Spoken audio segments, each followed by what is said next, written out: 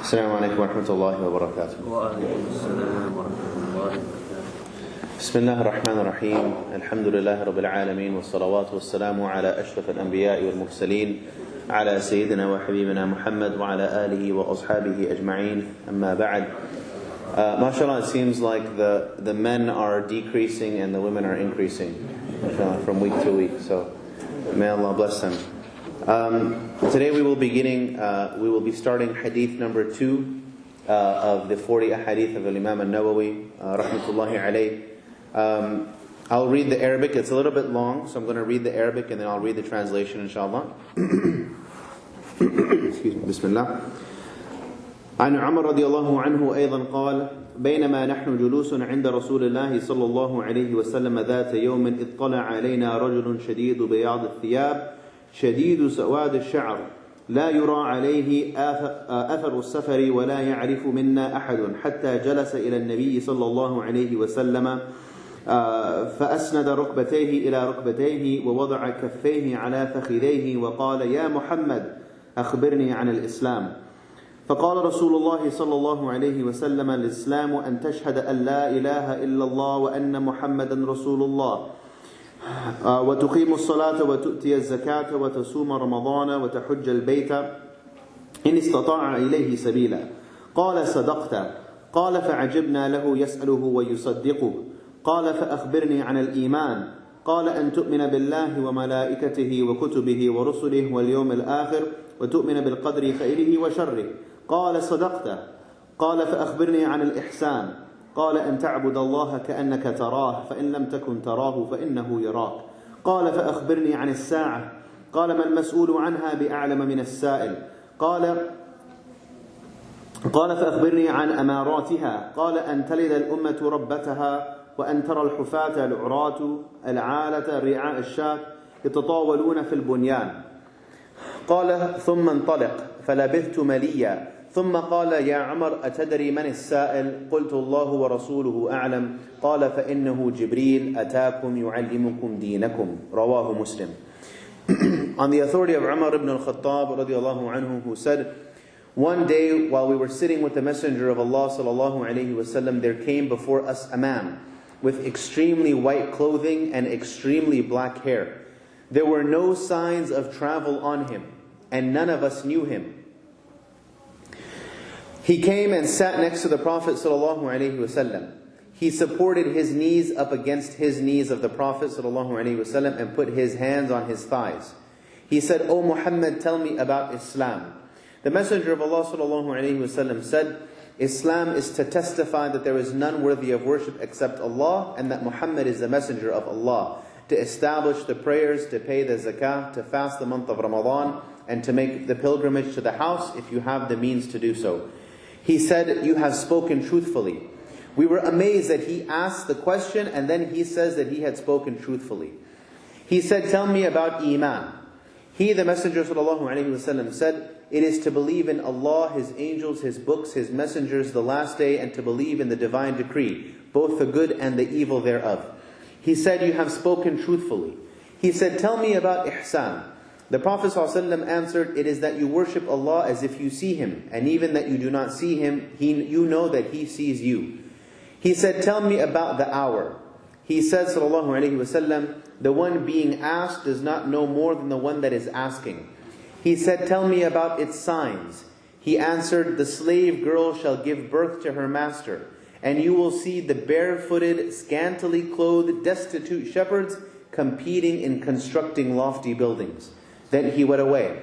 I stayed for a long time. Then he, the Messenger ﷺ, said, "O Umar, do you know who the questioner was?" I said, "Allah and His Messenger know best." The Prophet ﷺ said, "It was Jibreel. He came to teach you your religion."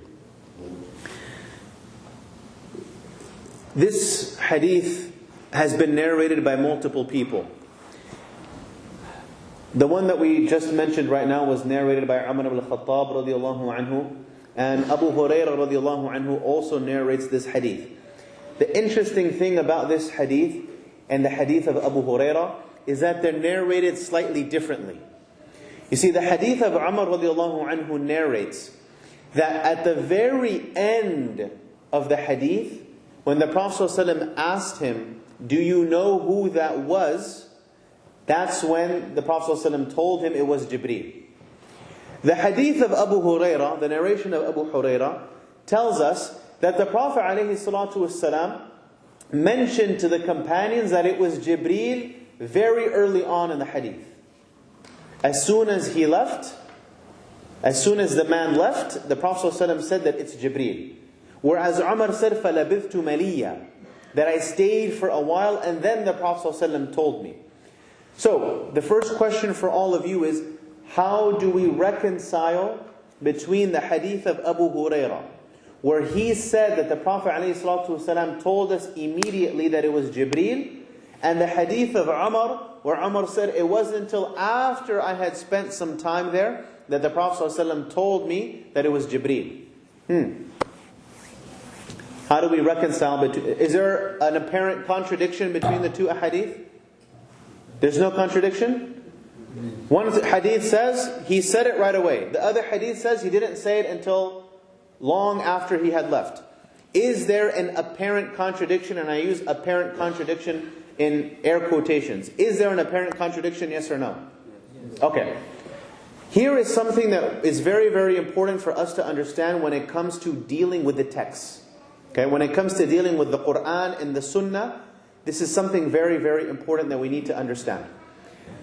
When we find verses or a hadith that seemingly contradict one another, our first job as students of knowledge is to find out, are these two ahadith compatible with one another? We have to assume that the contradiction is not with the text, but the shortcoming is with our interpretation of understanding the text. This is very, very important, ya jama'ah. Very, very important. We have to understand that the first step is to see if the shortcoming is with our intellect, not with the nusus, not with the actual text. Does that make sense? Okay, so yes, there is an apparent contradiction here. But we have to use our intellect to figure out how can we reconcile between this apparent contradiction. Let me give you an example where there is a contradiction. A clear one. One hadith, the Prophet ﷺ, on the narration of Talq ibn Qais, I believe there's a companion's name, radiallahu anhu, he said, I asked the Messenger ﷺ, if I touch my private part, do I need to make wudu? The Prophet ﷺ said, is it not part of your body? Meaning what? Meaning what? Do I have to or do I not have to make wudu again? No, I don't. It's like touching your head, touching your arm, touching your chest. Do I need to make wudu from that? No, I don't. So Talq ibn Qais, when he asked this question, the Prophet ﷺ said, it's just a part of your body, implying that what? You don't have to. Abu Hurairah radiallahu anhu has another hadith. Abu Hurairah radiallahu anhu asked the Prophet ﷺ the same exact question. The Prophet ﷺ said, make wudu. Is there an apparent contradiction? You either make wudu from touching your private part or you don't. And yet we have two ahadith that narrate the exact opposite information. Now we are going to assume that both of them are authentic, both of them have their chains, both of them are good in their status.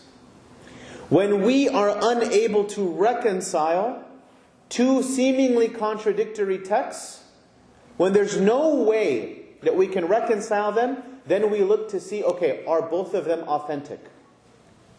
Is there any possible way that we can discredit one versus the other? When we cannot, then what we do is we look at something in terms of abrogation. Something called naskh. We look at when the hadiths were narrated. Talq ibn Qais radiallahu anhu was an early companion that died early on. Abu Hurairah didn't join the Prophet ﷺ until the last 2 years of the Prophet ﷺ's death. So what do we understand then? That the first ruling of Talq radiallahu anhu was abrogated by the ruling of Abu Hurairah. Does that make sense? Does that make sense, ya jama'ah? Okay, so even though we have one ruling that says one thing, we assume because of the later context that the previous ruling was abrogated by the later ruling. When you study legal theory, inshallah, you will see that there are many different ways of giving preference to one text over the other. The first one, and the reason I mention this now, is because we have two apparently contradictory texts. Either it happened right away or it didn't. Let me ask you a question. How many times do you think this incident occurred? Because some of you might be asking, well, maybe Jibreel came on multiple occasions. Maybe this incident happened more than once. One time witnessed by Umar, one time witnessed by Abu Hurairah. The first time, the Prophet ﷺ waited a while, and the second time, the Prophet ﷺ said it right away. Is there any indication to us that this incident occurred more than once? No, there isn't.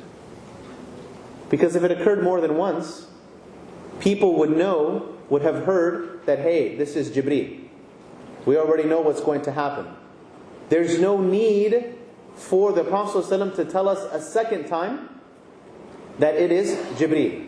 Ya Jama'ah, what's the hadith when the rain is falling?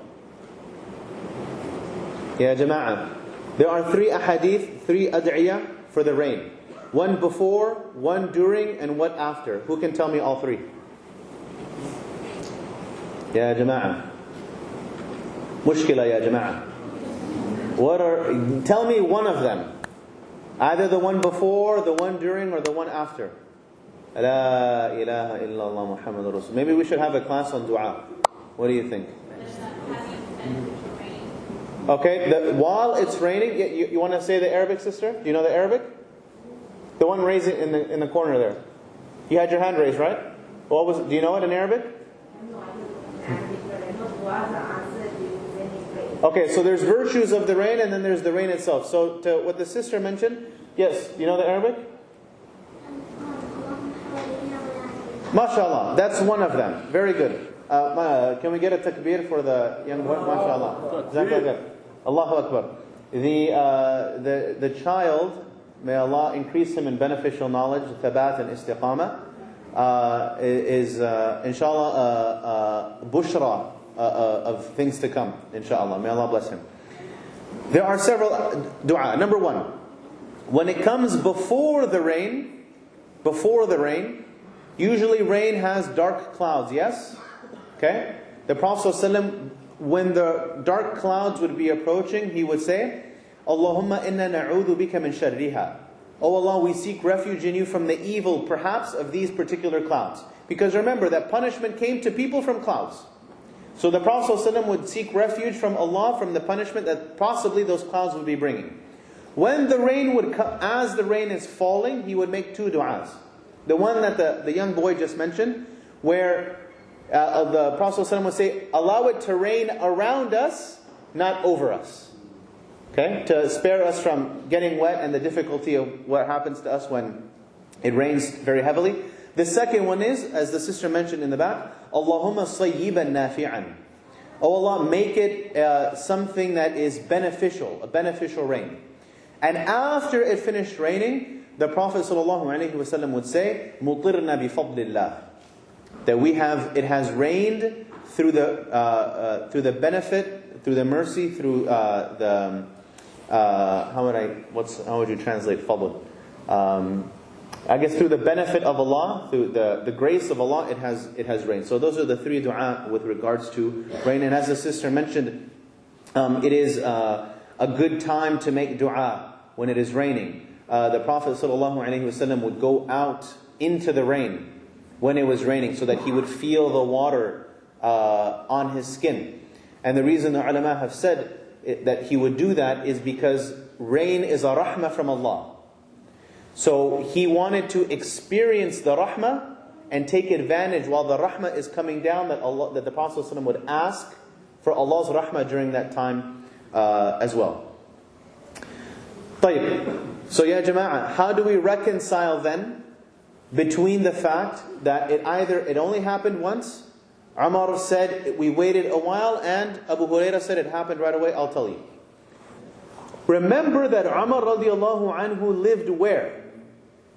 Where did he live? Don't tell me Medina. I know it's Medina. Where in Medina did he live? Ya Jama'ah, where did Umar live? They didn't have Zillow back then. Tell me where Umar lived. Ya Jama'ah. Next to the masjid. Next to the masjid. Where did Umar live? Remember that Umar radiallahu anhu lived in the south of Medina. How do you know? I'll tell you. You've heard this before. Remember that Umar radiallahu anhu would take a day on and off. Right? He would spend a day with the Prophet ﷺ, and he would go back to the south of Medina, near Quba, and he would trade with his neighbor. Right? And his neighbor would go, on the day that Umar was back home, his neighbor would go, and then at night they would inform each other about what the other had missed. So what happens is, what it's understood, some of the scholars have said, what's possible that happened is that Abu Hurairah was in the masjid and Umar radiallahu anhu was in the masjid.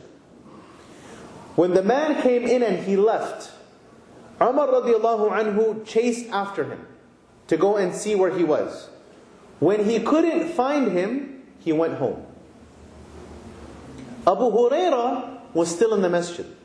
So it's possible, the scholars have said, that as soon as Umar left, the Prophet ﷺ said to his companions, that was Jibreel. And it wasn't until the day after, when Umar came back, that he sat with the Prophet ﷺ, and the Prophet ﷺ asked him, "Atadri man hu?" Do you know who he was? He said no. He said, "Huwa Jibreel." That he told them it was Jibreel. So that is one way that we can reconcile between the apparent differences in these two ahadith. The reason I bring this up, ya Jama'ah, very, very important. We always have to assume that the shortcoming is on our part. That the shortcoming is due to our own intellect. The inability to understand the text properly, the seeming contradiction that we find, has to be assumed due to us, not due to the text. Okay, because we understand that the hadith and the Quran are perfect. And the imperfection is where? With Allah and His Messenger? No. The imperfection is with what? Our intellect. So we have to think of a way to reconcile the texts. Okay? And when we are unable to do so, then we have steps that we take before we go any further. Al-Qadi Iyad, may Allah be pleased with him, said, this hadith deals with all matters of faith. This hadith deals with all matters of faith. The internal elements of faith, the external elements of faith, actions of the heart, actions of the limbs, and all the Islamic sciences stem from this hadith. All the Islamic sciences stem from this hadith. Okay? This hadith is referred to as Sunnah. This hadith is referred to as Sunnah. Where have you heard this word before? Where have you heard it before? With regards to Surah Al-Fatiha, perhaps. What is Surah Al-Fatiha called? Kitab. Mother, right? Mother of the book. When we say mother of the book, what that means is that it's not the biological mother of something. What it means is that it is something that is the most comprehensive and representative of everything that comes after it. So when we say Fatiha is Kitab, is the mother of the book, it doesn't mean that it's the biological mother of the other 113 chapters of the Quran. What it means is that everything that you find in the Fatiha, in those 7 verses, is everything that you're going to find in detail in the rest of the Quran. Tell me one thing that you don't find, that you find in the other 113 chapters that you don't find in Surah Al-Fatiha. There's nothing. Everything that is found in the Quran, stories of the prophets, Tawheed, Fiqh, etc., etc., etc., are all found where? In Surah Al-Fatiha. And that's why it's called Kitab. Likewise, this hadith is called Sunnah. The most comprehensive hadith that there is. Because everything that comes after it can be found in this hadith. Either from Islam, Iman, Ihsan, the signs of the hour. Even adab we find in this hadith, as we're going to get to in a second. Question for you. What is continuing the analogy, okay, let's put our thinking caps on for 1 second. Continuing the analogy of this hadith and Surah Al-Fatiha. What is the relationship between this hadith and the hadith before it, إِنَّمَا الْأَعْمَالُ بِالنِّيَّاتِ? What is the relationship between this hadith and the hadith, indeed actions are by their intentions? Who can tell me what the relationship is? Prerequisite. Okay, so it's a prerequisite. Islam, Iman, Ihsan all require what? Intention. Right? Same thing with Al-Fatiha. What is the first verse of Al-Fatiha? We're going to get into a discussion here. What is the first verse of Al-Fatiha? Depending on who you ask, I'm going to go with the Jumhur, inshaAllah. And we will say, the Basmala is part of the Fatiha. So what does the Basmala tell you? Bismillah ar-Rahman ar-Rahim. Your intention. And then the other 6 verses after it. Does that make sense? So the Basmala is to the Fatiha what إِنَّمَا الْأَعْمَالُ بِالنِّيَّاتِ is to this hadith. That actions are by their intentions. This hadith is said to have taken place shortly before the Prophet ﷺ's death or before the farewell pilgrimage. This hadith in essence was the culmination of 22 and a half years of da'wah. This hadith was everything that the Prophet ﷺ taught in the past 22 and a half years. In this one hadith. That's why it's called Sunnah. Everything from the Sunnah of the Prophet ﷺ is categorized and fixed into this one hadith. What is the context behind this hadith? Why did it happen? Some of the ulama have mentioned that the Prophet ﷺ was sitting with his companions and he asked his companions to ask him about the meaning of the religion. Okay? He asked his companions, ask me, tell me, go ahead, don't feel shy. Ask me to tell you what the meaning of the religion is. But the companions were too shy to ask. Perhaps it was late. Perhaps they had already asked the Prophet ﷺ too many questions. They didn't want to do so. So, the information that the Prophet ﷺ was needed to convey to his companions, they were not asking him the question. So what happened? Allah sent Jibreel to go and ask the question. And He sent Jibreel in a way to make sure that everybody was paying attention. What happened? Let's find out. On a day while we were sitting with the Messenger sallallahu alaihi wasallam, a man came in from the back of the masjid and said, "O Muhammad, Shadidu bayad al-thiyab." His clothing was extremely white. Wa shadidu sawad al-sha'r, and his hair was extremely black. Now, I want you to picture, a class just like this. And all of a sudden, someone from the back of the masjid shouts out loud, "Hey Jameel!" What is everybody going to do? They're going to turn and they're going to look and they're going to say, who is this illat adab? Right? Who is this battamiz?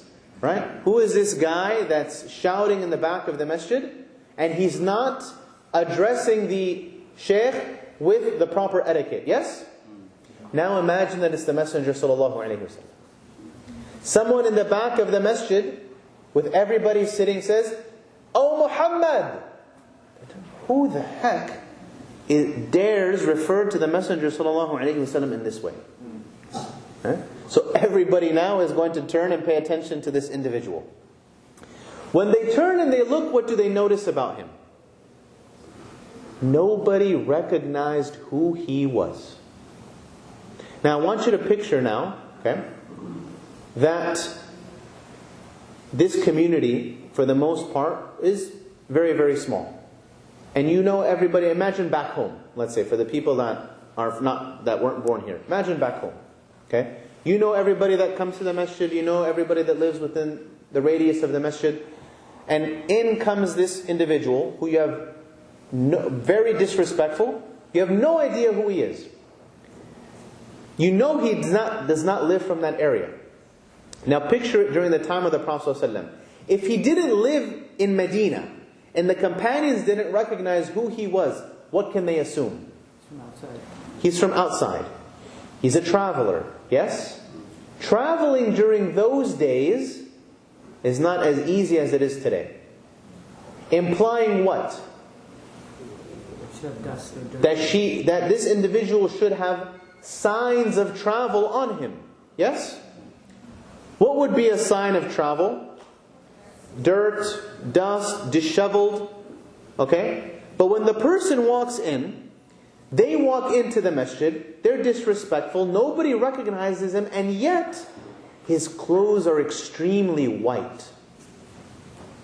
How is it possible for someone who doesn't live here to enter into the masjid with clothes that are extremely white? Isn't that a little bit conspicuous? So now they're focused even more. Imagine someone comes into the masjid and he shouts, and you look at him, and then you see that this individual is wearing something very, very strange. Wouldn't your attention be focused on them even more? Now, what does Jibreel alayhi salam do? He acts more conspicuous. He walks in between all of the people, and he steps over them, and he walks through them. Now people are like, who the heck is this guy? Not only that, he sits immediately in front of the Prophet ﷺ, to the point where his knees are touching the knees of the Prophet ﷺ. Isn't that a little strange? Not only that, one narration says that instead of putting his hands on his own thighs, he put his hands on the thighs of the Messenger ﷺ to bring him close. Now everybody is worried. Who is this stranger, disrespectful, who is definitely not from here, but doesn't looks like he's from here, acting this way with the Messenger ﷺ? All of this was done not in a manner in which to be disrespectful to the Messenger, but it was done so that the people could pay attention to the individual of who this person is. Imagine, the person walks in, very disrespectful. Aren't you going to listen to hear what they have to say? You're going to be focused on them. What are they doing? Why are they here? What are they asking? So everybody now is focused on what Jibreel alayhi salam has to say. Now, before we get into that, I want to mention something very, very interesting. The hadith says that this individual, other narrations say that Jibreel was walking in front of people in the masjid. Some scholars have assumed, now there's nothing in the narration to indicate this. Some scholars would assume that there were people praying in the masjid, which is a valid assumption. Okay? And they would say that perhaps this individual walked in front, not across people, okay, and I'll get to that, but in front of people that were praying. Now, this calls into the question of what is the ruling of the sutra. Are you familiar with this word, sutra? Okay, for those of you that are unaware, the sutra is something that the Prophet ﷺ used to put in front of him to demarcate where you could walk in front of him. And there are different narrations as to what the sutra should be, how tall it should be, what your distance from the sutra should be. All of that, I'm not going to get into that. We're going to get into the question of what is the ruling of having one. Do you have to have one or not? Some ulama have said, like Shaykh al-Albani rahmatullahi alayhi said, that it is obligatory to have a sutra. You are obligated to have a sutra. And the sutra can be anything. Okay? Can be a chair, could be a person that's sitting in front of you, could be anything. Okay? Could be a wall. Some ulama have said that it's recommended to have a sutra, that you don't have to have one. And it's definitely better to have one. Why? So that when people want to cross, they know where they can cross in front of you. Why is this important? The Prophet ﷺ said, when he was asked about walking in front of people, he said, it is better to wait 40 So they said, okay, 40 what? 40 seconds, 40 minutes, 40 days, 40 months, what? He said, it is better to wait 40. So for that reason, the ulama have said that it is not permissible to walk in front of somebody while they're praying. What is the strictest interpretation and what is the most lenient interpretation, I'll give you right now. The strictest interpretation is that you are not allowed to walk in front of a person the distance that that person can throw a stone. If they don't have a sutra in front of them, you take a stone and you throw it. Where the stone lands, that's where you can walk in front of that person.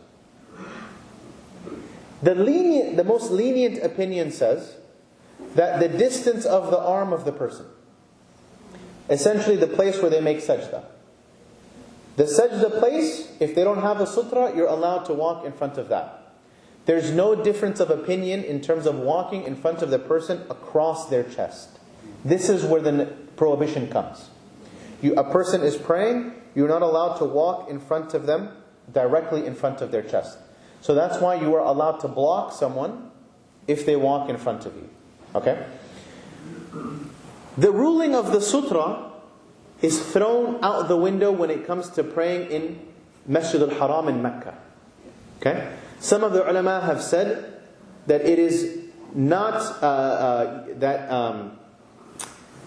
that the ruling of the sutra does not apply in Mecca due to extreme crowd. How many of you prayed in Mecca?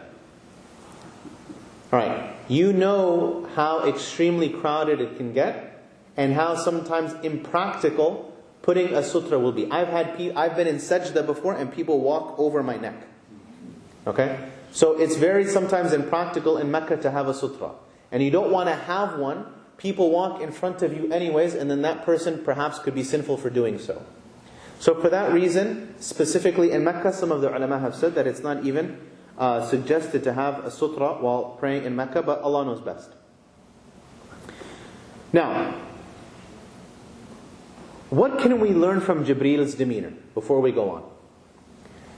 Jibreel alayhi salam wore one garment. Umar radiallahu anhu, Abdullah bin Mas'ud radiallahu anhu was once in a debate with another person. Debating, is it better to have one garment or is it better to have two garments? Okay? Is it better to have izar and rida, rida and izar? Pants and shirts? Kurta and sirwal? Or is it better to have one long garment, like a thobe? Okay? So the companions were disagreeing. So they went to Umar ibn al-Khattab. And Umar ibn al-Khattab said, it is better to have one garment. To wear one garment. Why is it better? Because it is the most covering of the awrah. There is no chance of exposing the awrah when you're wearing one long garment. When people bend down, what usually happens? One goes up, the other one comes down, and the middle section sometimes is exposed. So the full garment is safer at covering the entirety of the awrah. Number one. Number two, what was the color of the clothing that Jibreel was wearing? White. So the ulama have said the most, and I'm wearing black, right? The most recommended type of clothing to wear is one garment that is white in color. White in color. What else do we learn from this? We learn what is the etiquette of the student of knowledge. The etiquette of the student of knowledge is to sit as close to the teacher as possible. Not to sit in the back against the wall. Ya Jama'ah, I'm not calling out anybody else. Okay? But this can even be applied to Salatul Jum'ah. Right? You enter the masjid sometimes. The first and second rows are empty, but mashallah, the entire wall is already full. We learn from this that the etiquette of the student of knowledge should be to be as close to the teacher as possible. To make sure that anything that the teacher says does not escape you. They didn't have microphones back then, and perhaps were spoiled with the microphone. But they would sit as close to him as possible to hear what the Prophet ﷺ to hear what the teacher has to say. The scholars have said that from the actions of Jibreel, we learn the inner etiquettes and the exterior etiquettes of what it means to be a student of knowledge. We learn the exterior etiquettes, right? To wear clean clothing, okay? To sit close to the teacher. But what are the interior etiquettes of a student of knowledge? What do we learn from this? Think about it. How did Jibreel teach us what it means, the inner etiquette of a student of knowledge? Ya salam. Asking questions. Asking questions is the role of the student of knowledge. Allah subhanahu wa ta'ala has continuously reminded us in multiple places in the Quran. فَاسْأَلُوا أَهْلَ الذِّكْرِ إِن كُنْتُمْ لَا تَعْلَمُونَ. Ask the people of knowledge if you do not understand. A lot of times, even sitting in class, for those of you that attend school, oftentimes you think, I want to ask this question, but I feel it's a stupid question. Or I feel like I'm the only one that has this question. Alhamdulillah, I've been a student for a very, very, very long time. Okay, I have 2 bachelor's degrees. I've been a student for a very long time. Okay? I can tell you that if you have a question, I can assure you there's at least one other person in the class that has the exact same question as you. Okay? So there's no such thing as, people always say, as a stupid question. Next. He said, Jibreel alayhi salam said, O Muhammad, okay, tell me about Islam. First things first. Is it respectful to call the Prophet ﷺ by his name, O Muhammad? Just like that? Okay. But wasn't it Jibreel? Right? And aren't we learning from his etiquette with the Prophet ﷺ? The way he dressed, the way he sat, the way he paid attention, right? We're supposedly learning from his demeanor. But then he goes and he says, O Muhammad. Problem, right? Seeming contradiction again? We want to learn from his etiquette, but at the same time he does something that we would not be able to do. Yes? Okay, so how do we interpret that? Ya salam, very good. It doesn't apply to the angels. Right? The angels were not prohibited from calling the Prophet ﷺ by his name. That's one interpretation. Right? One interpretation is that Allah subhanahu wa ta'ala tells us in the Quran, and do not refer to the Messenger sallallahu alayhi wasallam the way that you refer to one another. Okay?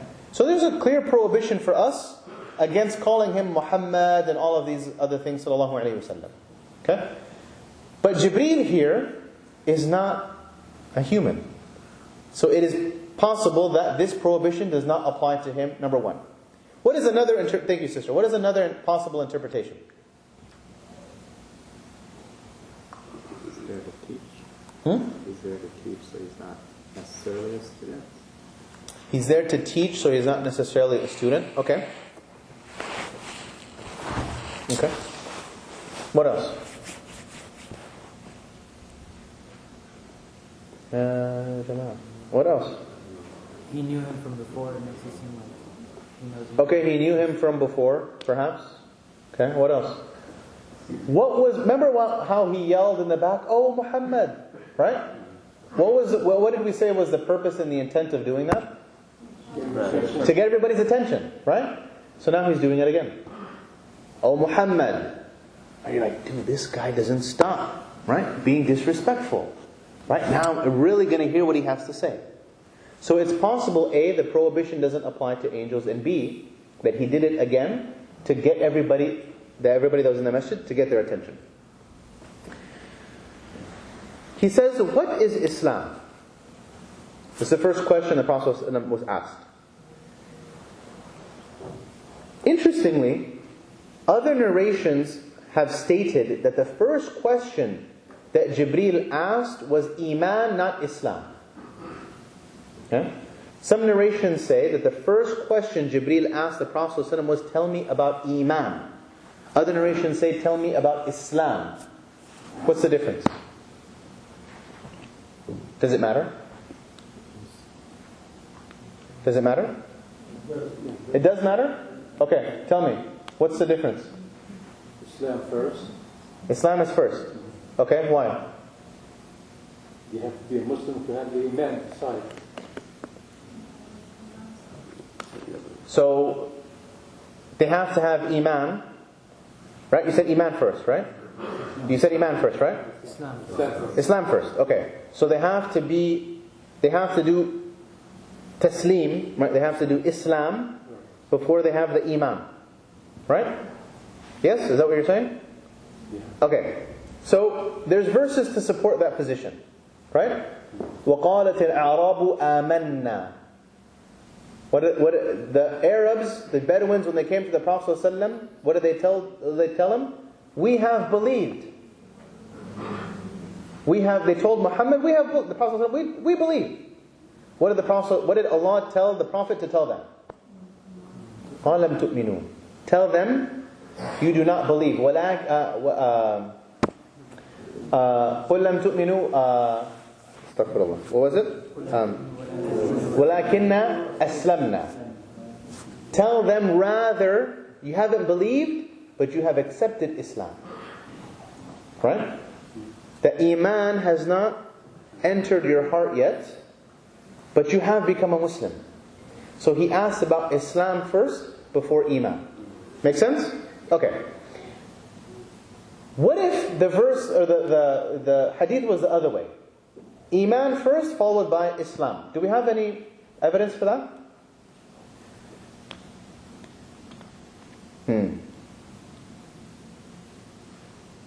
Nobody? Allah subhanahu wa ta'ala says, لَيْسَ الْبِرُّ أَن تُوَلُّوا وُجُوهَكُمْ قِبْلَ الْمَشْرِقِ وَالْمَغْرِبِ وَلَكِنَّ الْبِرَّ مَنْ آمَنَ بِاللَّهِ. Interesting, huh? Allah says that righteousness is not turning your faces towards the east and to the west.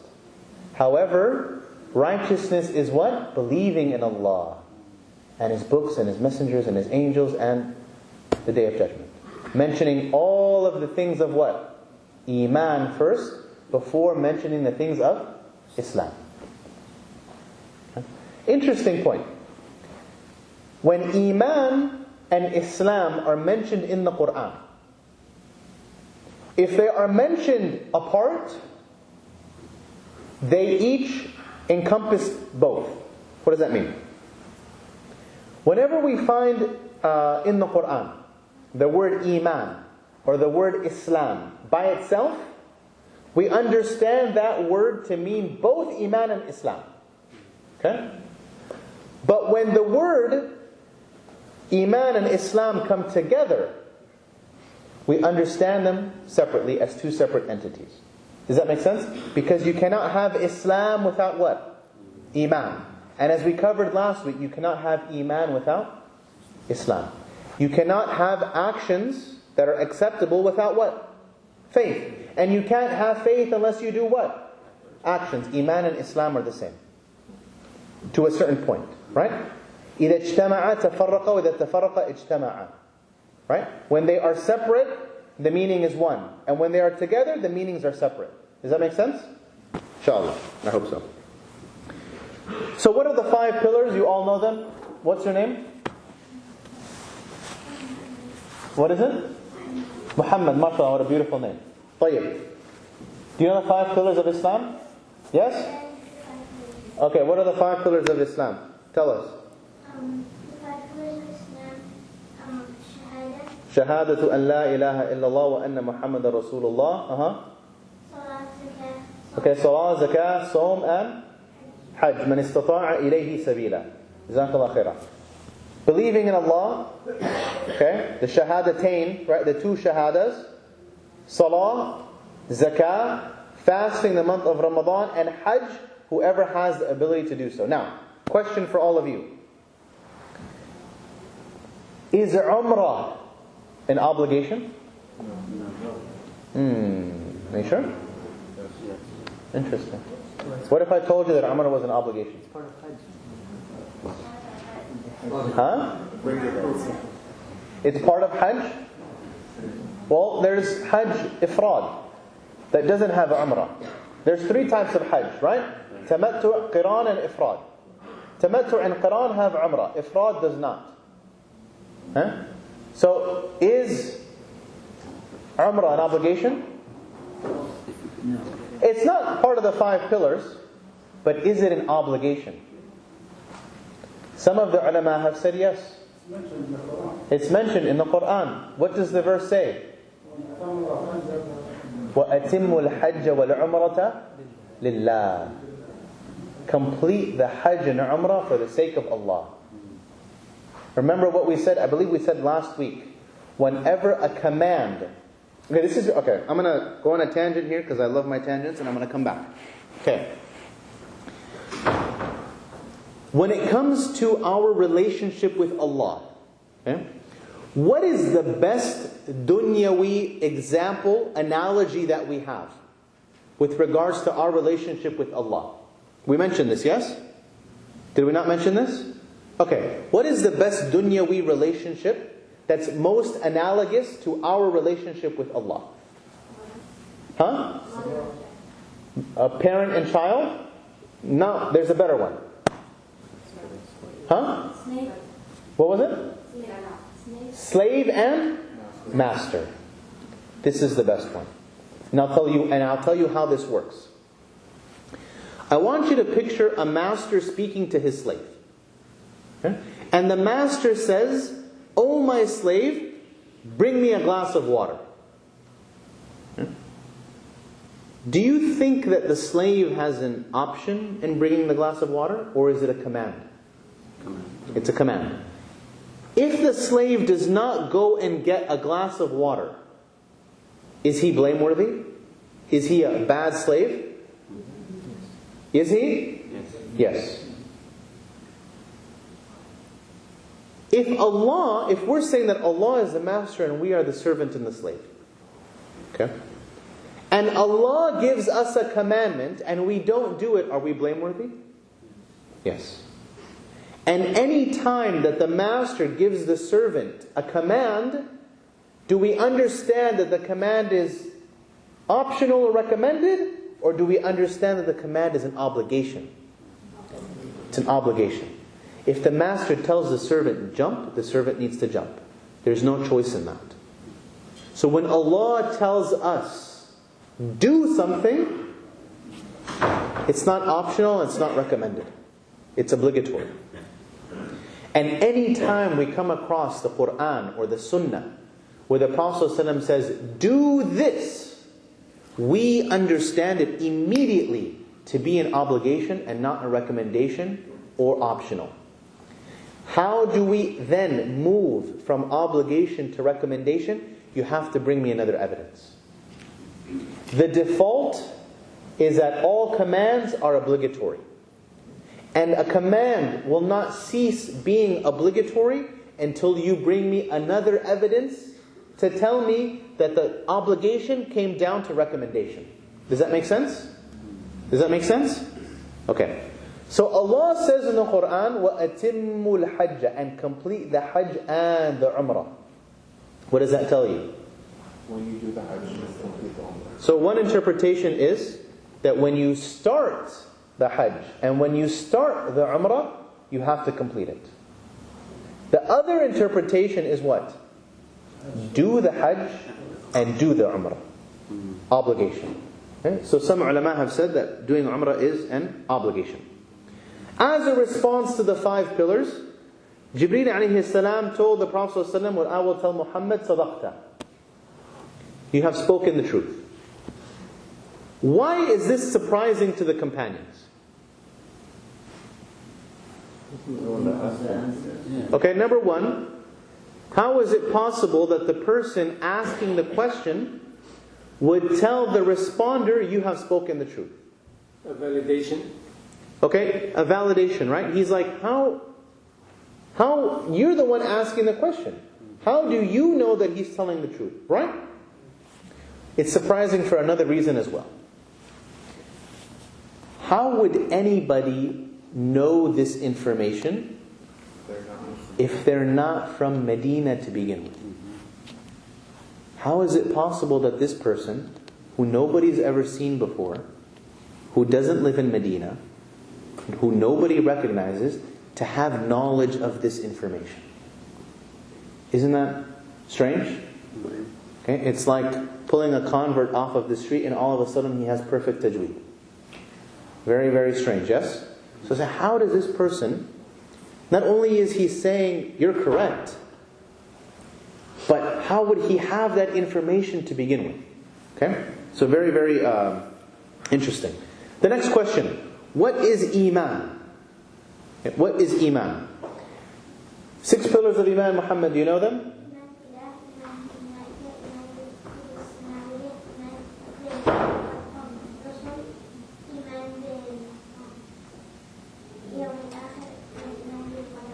MashaAllah, MashaAllah, excellent.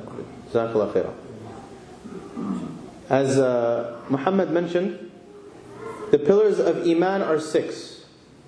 Believing in Allah, believing in the angels, believing in the messengers, believing in the books, believing in the last day, and believing in the divine decree. The divine decree. The good of it and the bad of it. Ahsant ya Muhammad. How do we understand Iman? We can understand Iman one of 2 ways. Okay? We can understand it through the Quran and the Sunnah, or we can understand it through logic. Okay? What do I mean by that? Allah left us signs on earth. Yes? For us to ponder over them, to come to the conclusion that what? Allah exists. Yes? Allah also pre-programmed us with software called what? Huh? Fitrah. Right? And this software tells us what? That we believe in Allah. Yes? Despite the signs and despite the fitrah, what happens? Allah still sent messengers. Right? So the fitrah and the signs are not necessarily sufficient for everyone. And as a result, Allah subhanahu wa ta'ala sent the messengers to confirm the signs and the fitrah. So if logic were sufficient, there would be no need for a messenger. What is the concept of Iman? This is a very, very, very long topic, and I'm going to try to summarize it as best as I can. There is a difference of opinion in our tradition with regards to what is the definition of Iman. We defined Iman last week as being 3 things. Yes? What are they? Anybody remember? Huh? Okay, so there's faith of the... Where do we start? Where do we start? Huh? In the heart. Right? Faith is in the heart, followed by tongue, followed by actions. This definition, however, is widely debated in our tradition. Some people have said that faith is in the heart alone. Some people have said that faith is on the tongue alone. Some people have said that faith is actions alone. Some people have said that faith is heart and tongue alone. Some people have said that faith is heart, tongue, actions altogether. And there have been different permutations of all of these different things. Okay? What are some of the evidences to support that Iman is heart, tongue, and actions? I'm sorry? Amalu amilu salihat. Okay. I'm gonna get to them one by one. The evidence that Iman is in the heart. Number one. Allah subhanahu wa ta'ala says in Surah Al-Ma'idah, O Messenger, let not those who hurry to fall into disbelief grieve you. Those who say, we believe, with their mouths, but their hearts have no faith. Implying what? That it is not possible for faith to be on the tongue alone. I believe, I believe, I believe. But if there's no Iman in the heart, that person is not considered a believer. Another evidence. When Usama radiallahu anhu, was it Usama? I believe it was Usama or Ali. During battle, the companion chased the enemy. And just when he was about to strike them, what did the other person say? Ashhadu an la ilaha illallah. Right? The companion killed him anyways.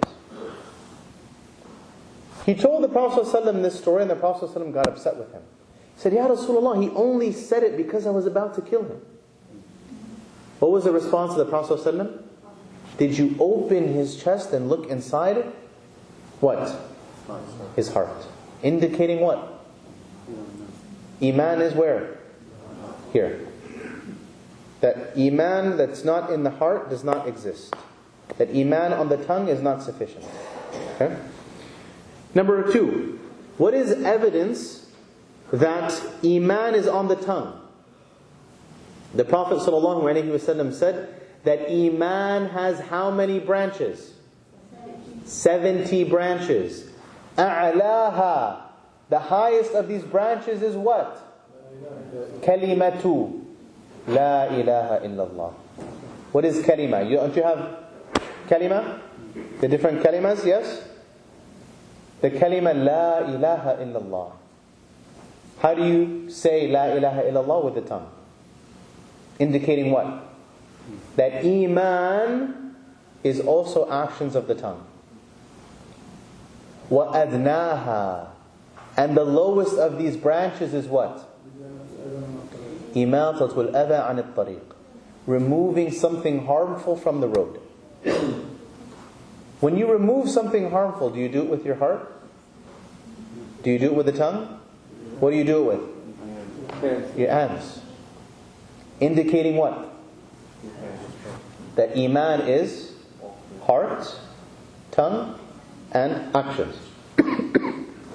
As I said, this definition, however, is debated in our tradition, so we'll leave it at that.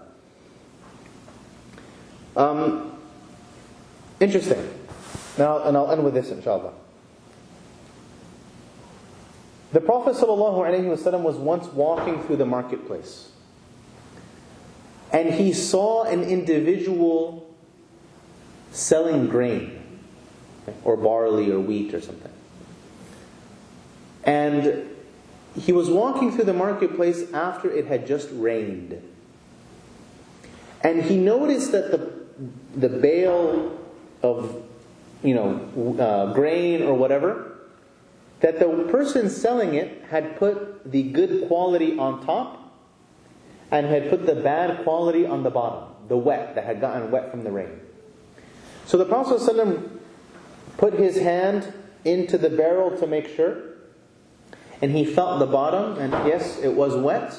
So he asked the salesman, why are you putting the bad quality on the bottom and the good quality on top?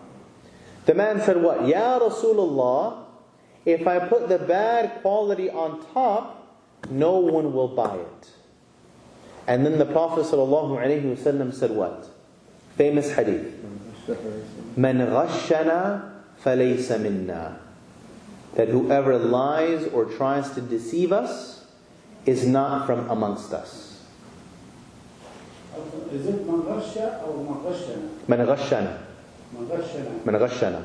Whoever tries to deceive us is not from amongst us. Can we understand from this hadith that the one who tries to deceive the Muslims is not a Muslim himself?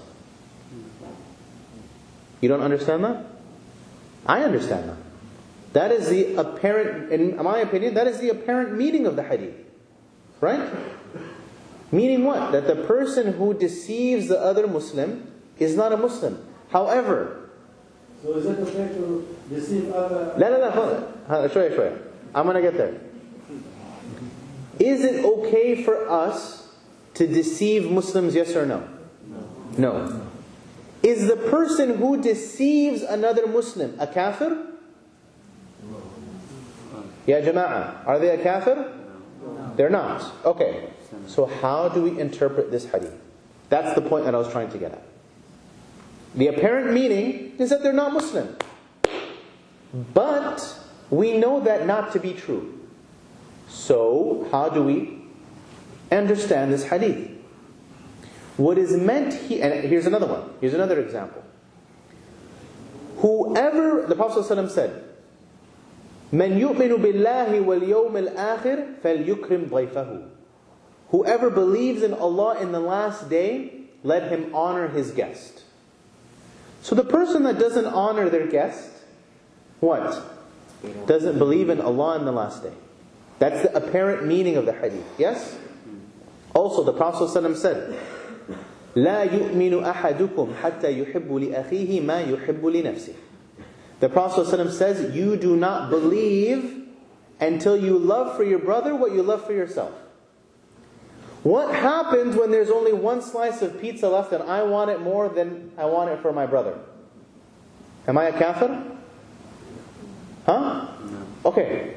Do you see how all of these ahadith on the surface indicate to us that if I have shortcoming on any one of these things, that I am outside of the fold of Islam? Do we understand that? Okay. We also know that that's contrary to what we know. So how do we reconcile? The way that what the ulama have said is that this is from the imperfection of iman. The person who does not honor their guest, the person who deceives the Muslims, the person who does not want for their brother what they want for themselves, their iman is deficient. That doesn't mean that they don't have iman. This is very, very important to understand. A lot of people nowadays, unfortunately, and throughout our tradition for centuries, have a habit of saying, you are kafir, you are kafir, you are kafir, you are kafir. This issue of takfir has been part and parcel of our ummah for many, many generations. We, as a community, are not in the business of doing takfir.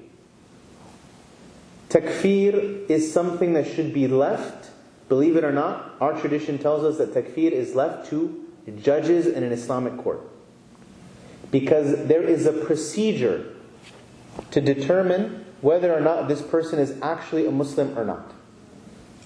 None of the books of our tradition tell us, you or me as individuals have the right to go and do ikhtibar and imtihan of all of these people and say, you're Muslim, you're kafir, you're Muslim, you're kafir. That's not from our tradition. Okay? So whenever we have these types of instances come across, I think it is very, very important that we be mindful of that. This would indicate to us that if a person is just deficient in iman, that a person's level of iman can go up and down. Does that make sense? Okay. Another example. Sa'ad ibn Abi Waqqas radiyallahu anhu was once distributing the spoils of war amongst the companions with the Prophet sallallahu alaihi wasallam. There was one man from the Ansar that didn't get anything. So Sa'ad ibn Abi Waqqas radiyallahu anhu said, Ya Rasulullah, why didn't you give him anything? أَحْتَسِبُهُ مُؤْمِنًا. I consider him, as far as I know, to be a believer. Mu'min, iman. The Prophet ﷺ said, بَلْ هُوَ Muslim. He's not a mu'min, he's a Muslim. So Sa'ad went back. He said, you know what, I thought about it, and it really bothered me, so I came back to the Prophet ﷺ and I said, Ya Rasulullah, give it to this guy. I know he's a believer, he's a mu'min. The Prophet ﷺ said, Bal huwa Muslim. He is not a mu'min, he is a Muslim. Same thing a third time. And the Prophet ﷺ still did not give him anything. Ya Jama'ah, what do we understand from this? And from the hadith at the end of Surah Al-Hujurat that we mentioned earlier. قالت الأعراب آمنا قل بل لم تؤمنوا ولا قولوا ولكن أسلمنا. Say that we haven't believed, that we have accepted Islam. This tells us that Iman is on a scale. And you know it to be true. Because there are moments in your life where you feel that you have top-notch Iman. And there are moments in your life where you feel that your Iman is low. And we know from the verse and we know from the hadith that what? Iman can fluctuate. That a person themselves can be strong in their faith and can be weak in their faith. And I'll end with this hadith. Hanzala radiallahu anhu once came to Abu Bakr radiallahu anhu and he said, Nafaqa Hanzala. Hanzala came to Abu Bakr and he said, Oh Abu Bakr, and he went like this. Oh Abu Bakr, Hanzala, meaning himself, has committed hypocrisy. So Abu Bakr said, what are you talking about? He said, I have committed hypocrisy because when I am in the company of the Messenger sallallahu alaihi wasallam, my Iman is through the roof. It's almost as if I can see Jannah and hellfire in front of me. But when I leave his company and I go back home to my family, to my kids, to my wife, to my work, my Iman goes down. And that's a sign of hypocrisy. So Abu Bakr radiallahu anhu said, Ya Hanzala, I experienced the exact same thing. I too must be a hypocrite. So they go to the Prophet sallallahu alaihi wasallam and they explain to him the situation. The Prophet sallallahu alaihi wasallam told them, he said, if you were able to maintain your level of Iman with me, the same level when you're at home, the angels would come down from the heavens and they would shake your hands to congratulate you. Meaning what? It's not possible to be operating on the highest level of Iman at all times. Your Iman right now, insha'Allah, may be at a higher point. And sometime tomorrow when you're at work on a computer, you're going to be thinking, man, my Iman, inshallah that's not the case, but perhaps you'll be thinking my Iman is not what it was last night. Proving what? That Iman goes up and down. What increases Iman? Being in the company of the believers. Remembering Allah and His Messenger. Doing good deeds, staying away from bad deeds. Remembering the Akhirah and forgetting this life. So I'll end with that, inshaAllah. Let me check the Slido. Alhamdulillah, nobody has asked a question. That means that there are no questions. There's one question. There's one question? Okay. Is it necessary to follow a madhab? Ya salam. I'm going to get in trouble. You guys are setting me up. MashaAllah. Right, should I answer the question? Yes? No, someone said no. Next week. Play it.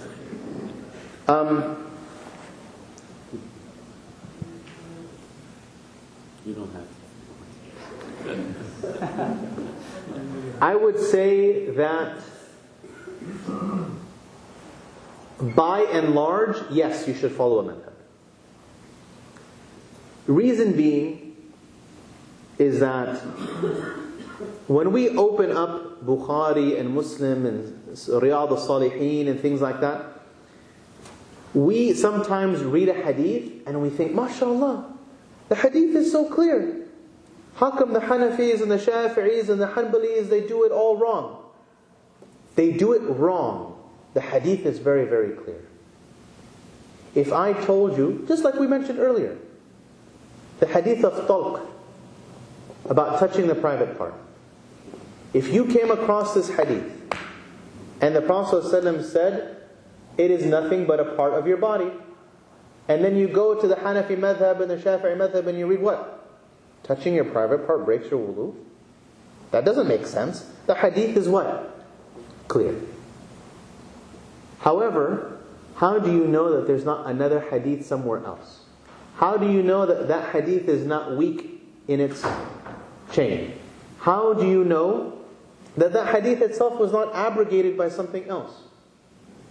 You see, the problem is that we have what I like to call a Burger King madhab.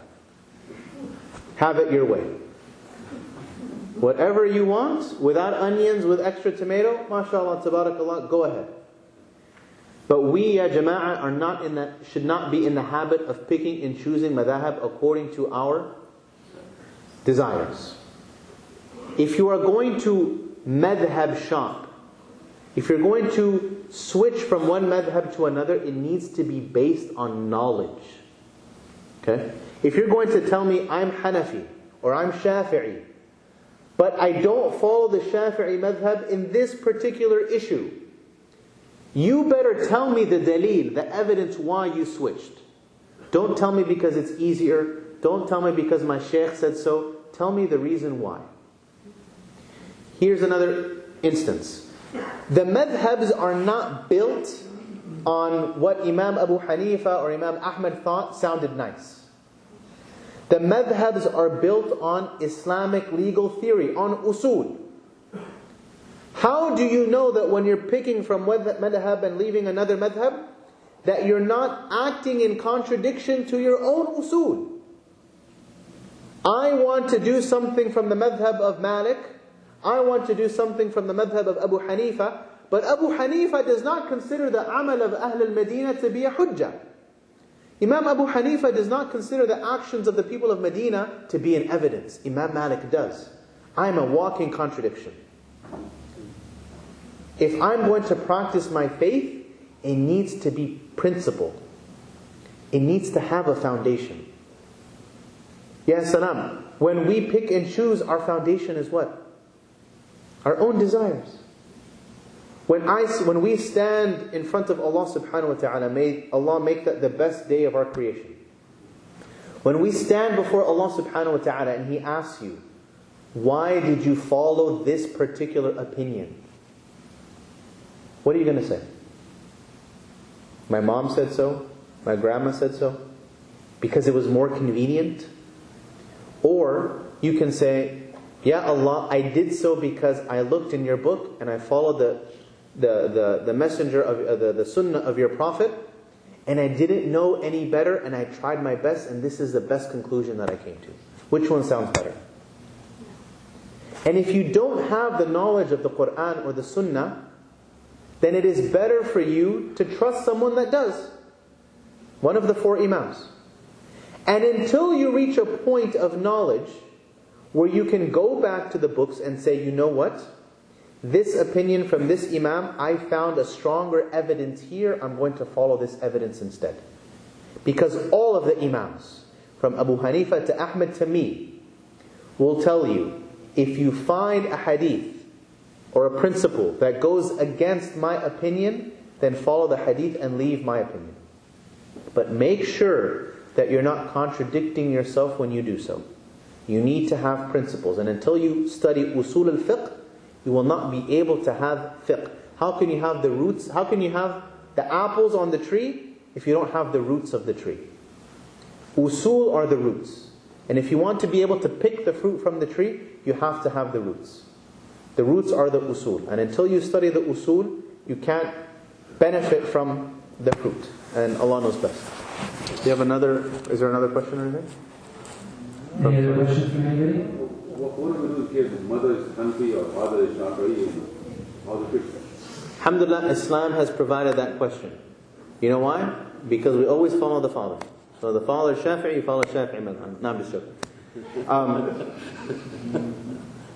You follow the madhab of that which you have the most access to. Right? If your father or your mother knows the madhab, teaches the madhab, has access to the madhab, implements the madhab, that's what you're going to learn.